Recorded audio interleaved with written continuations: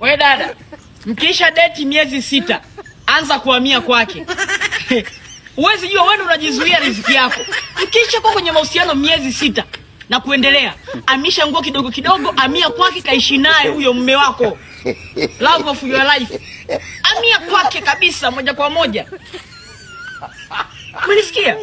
Miezi 6 anza safari, hamia kwake, awe mume wako na nini? Umeelewa mchana? Maana Zuchu akanipigia simu.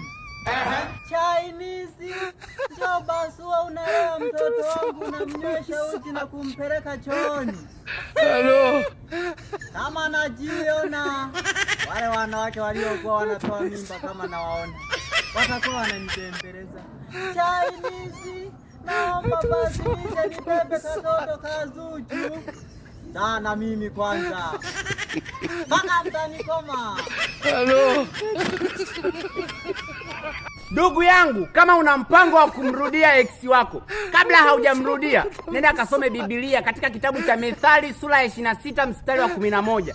Uone Mungu alivyosema kwamba ni upumbavu kwa mpumbavu kumrudia mpumbavu aliyemletea mambo ya kipumbavu na upumbavu ndani ya upumbavu katika upumbavu na mapumbavu. Wewe shetani kweli. Ninachanganyikiwa haya mambo jamani. Wewe zima kamera, zima kamera.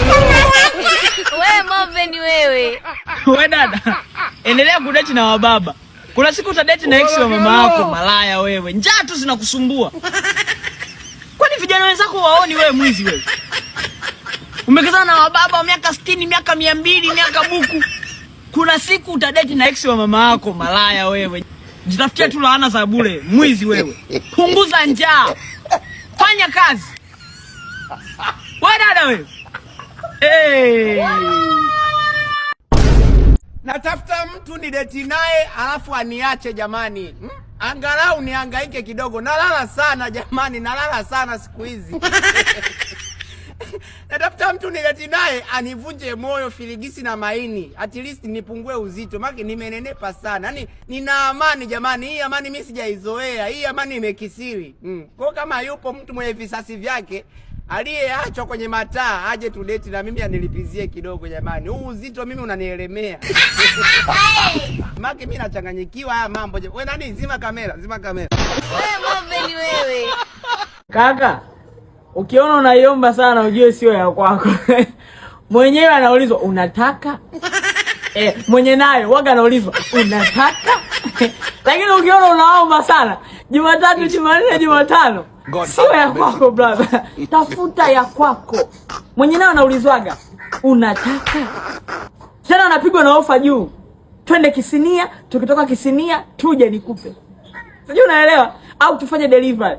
Kipindi kinakuja nakupa. Kikifika wewe sio mwenye nayo. Sawa? Sio ya kwako.